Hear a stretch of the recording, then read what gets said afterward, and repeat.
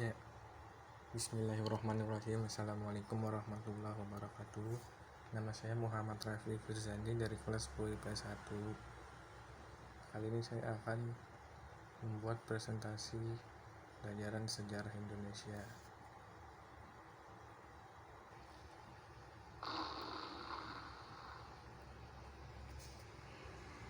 Kerajaan Sriwijaya. Sriwijaya adalah salah satu kerajaan maritim yang kuat di Pulau Sumatera. Dalam bahasa Sanskerta, Sri berarti bercahaya dan Wijaya berarti kemenangan. Bukti awal mengenai kerajaan ini dari abad ke-7, yaitu ketika seorang pendeta Tiongkok Ising. Ia mengunjungi Sriwijaya pada 671 Masehi dan tinggal selama 6 bulan.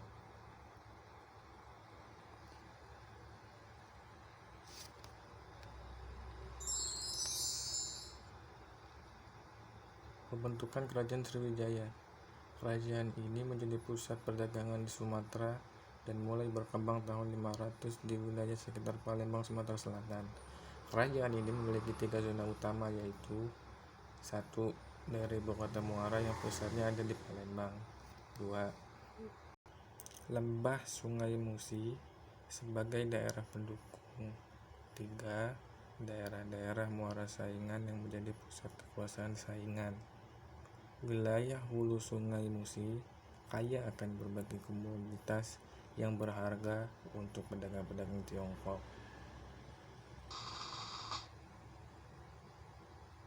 Peninggalan Kerajaan Sriwijaya.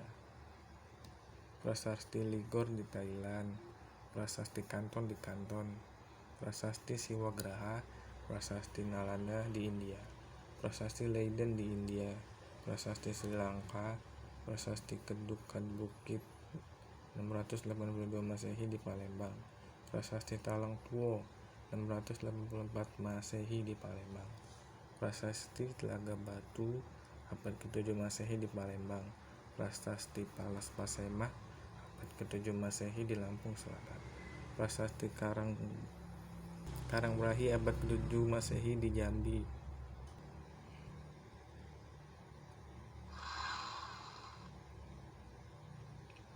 Masa keemasan.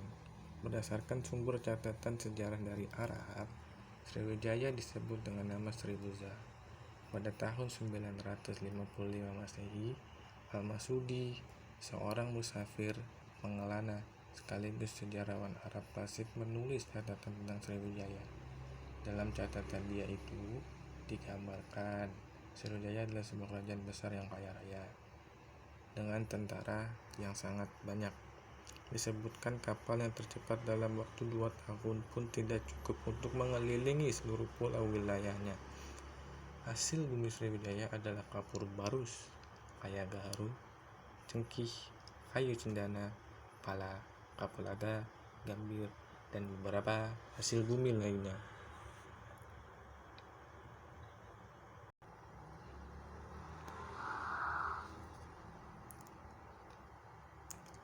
Sriwijaya juga maju dalam bidang agraris.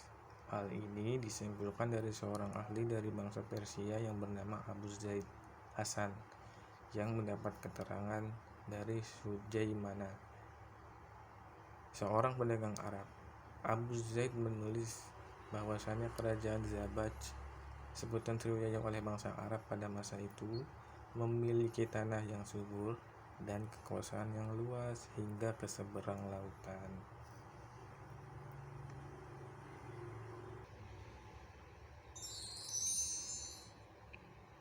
Sriwijaya berkuasa di Jawa. Di Jawa, pewaris Dara Nindra adalah Samaragrawira.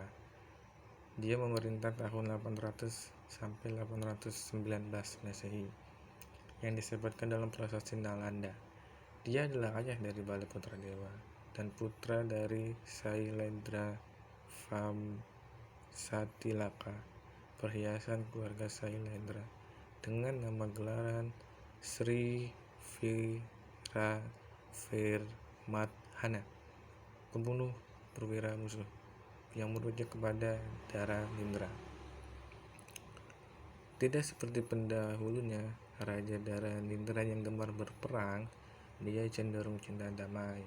Ia menikmati kemakmuran dan kedamaian dataran Kedu di pedalaman Jawa, dan tertarik untuk menyelesaikan proyek pembangunan Candi Borobudur.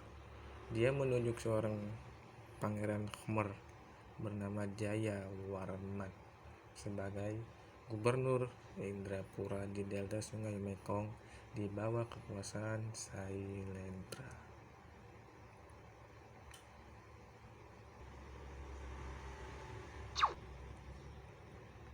Berperang melawan Jawa.